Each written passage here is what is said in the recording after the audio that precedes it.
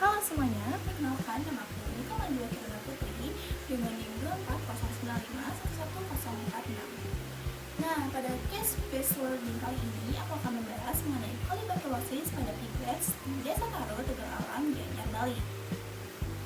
Adapun table of topic pada pembahasan kali ini yaitu ada pertama latar belakang, 2 rumusnya masalah, 3 tinjauan pustaka, 4 pembahasan, 5 diagnosis dan patogenesis, 6 pencegahan masalah, 7 kesimpulan.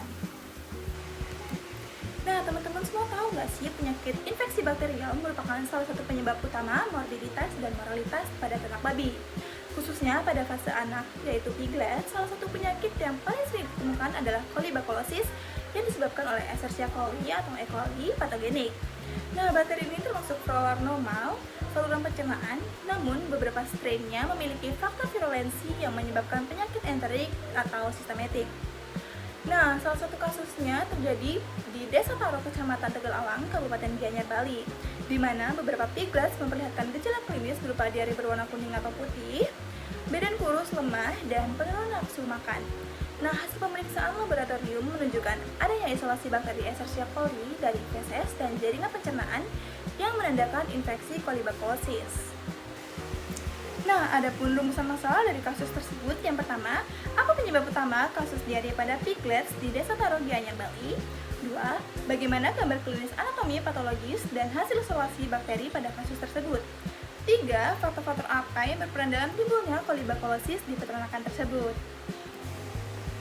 Adapun tinjauan pustaka dari kasus tersebut di mana Escherichia coli merupakan bakteri gram negatif berbentuk batang, tidak membentuk spora, bersifat fakultatif anaerob dan termasuk famili Enterobacteria. Nah, bakteri ini normalnya berada di saluran pencernaan hewan dan manusia, namun beberapa strain memiliki gen virulensi seperti gen Fimrae, F4/K88, F5/K99, F6/987P, dan F18, serta enterotoksin LT, STA, dan STB yang menyebabkan penyakit pada hewan muda. Nah, berdasarkan virulensinya, E. coli patogen pada babi diklasifikasikan menjadi yang pertama ETEC, yaitu enterotoxigenik E. coli, kemudian ada EPEC, extropathogenik E. coli, kemudian ada EHEC, di mana enterohemorrhagic E. coli. Nah, pada kasus ini, piglet tersebut terkena ETEC atau enterotoxigenik E. coli. Nah, ada pun pembahasan dari kasus tersebut di mana berdasarkan hasil pemeriksaan, piglet di Desa Taro mengalami kolibakteriosis yang disebabkan oleh Escherichia coli. Nah, gejala tersebut umumnya muncul pada piglet umur sekitar 35 hari, yaitu pada masa setelah penyapihan, di mana terjadi stres fisiologis dan perubahan pakan yang signifikan. Kondisi ini meningkatkan kerentanan terhadap infeksi enterik oleh E. coli. Nah, secara bakteriologis, hasil isolasi menunjukkan keberadaan Escherichia coli yang tumbuh baik pada media nutrien agar dan eosin methylene blue agar atau EMBA. Nah, dengan koloni berwarna hijau metalik, ciri khas dari E. coli, fermentatif laktosa, di mana pewarnaan gram menunjukkan morfologi batang kecil berwarna merah muda, yaitu merupakan gram negatif, sedangkan uji biokimik, yaitu fermentasi gula, oksidase, dan katalase mendukung bahwa itu merupakan identifikasi bakteri E. coli. Nah, adapun faktor predisposisi utama di peternakan ini kemungkinan berasal dari yang pertama, sanitasi kandang yang buruk dan kelembapan tinggi. 2. Piglets tidak mendapat kolostrum optimal. 3. Stres akibat penyapihan dini. 4. Kepadatan ternak tinggi yang memudahkan penularan antar individu. Lanjut ke pembahasan diagnosis dan patogenesis, di mana diagnosis ini dilakukan dengan pemeriksaan di lab bakteriologi. Nah, pemeriksaan pertama kita akan menggunakan sampel usus dan feses diinokulasikan pada nutrien agar Na dan eosin methylene blue agar EMBA. Dengan mendapatkan hasil memiliki ciri khas hijau metalik yang merupakan ciri dari bakteri E. coli.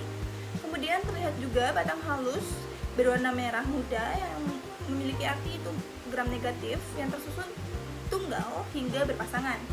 Dan yang terakhir yaitu terlihat degenerasi sel epitel pada puncak villi, sedikit infiltrasi sel radang pada lamina propria, dan kongesti ringan pada submukosa. Adapun patogenesisnya, yaitu patogenesis penyakit ini berlangsung secara berurutan sebagai berikut. Yang pertama, piglet terpapar E. coli patogen melalui pakan, air, atau lingkungan kandang yang tercemar feses, 2. Bakteri bertahan melewati asam lambung dan mencapai hingga usus halus. 3. Fimbriae menempel pada reseptor epitel usus. 4. Bakteri memperbanyak diri dan menghasilkan enteroksin LT dan ST. 5.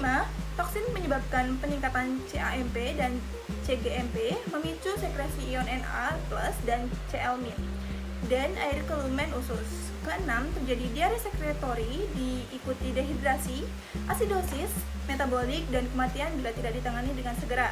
Nah, degenerasi villi pada hasil histopatologi gambar 3 memperkuat adanya kerusakan epitel superficial akibat efek toksin.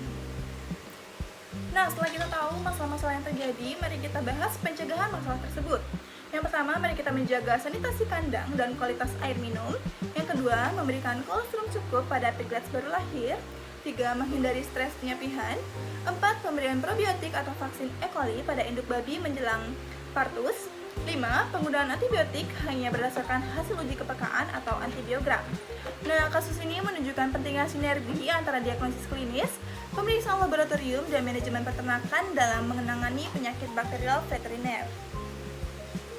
Nah, setelah kita membahas banyak mengenai kasus tersebut, adapun kesimpulannya di mana kasus kolibakolisis ini pada pigles di Desa Taro Tegallalang, Gianyar, Bali disebabkan oleh infeksi Escherichia coli, yang dimana penyakit ini menimbulkan gejala utama berupa diare, cairan kekuningan, dehidrasi, dan kelemahan pada piglet usia 2 hingga 6 minggu. Dan juga hasil pemeriksaan menunjukkan koloni E. coli berwarna hijau metalik pada media EMBA dan mendapatkan batang gram negatif serta degradasi villi pada usus halus. Uji sensitivitas menunjukkan isolat sensitif terhadap ampicillin dan tetracycline. Adapun faktornya, yaitu faktor utama yang memicu kejadian ini adalah sanitasi kandang yang buruk dan kurangnya asupan kolostrum. Pencegahan dilakukan dengan perbaikan manajemen kandang, pemberian kolostrum cukup, serta penggunaan antibiotik sesuai hasil uji kepekaan. Baik, sekian yang dapat saya sampaikan mengenai kasus kolibakolikus yang terjadi di Desa Taro, Gianyar, Bali. Sekian dan terima kasih.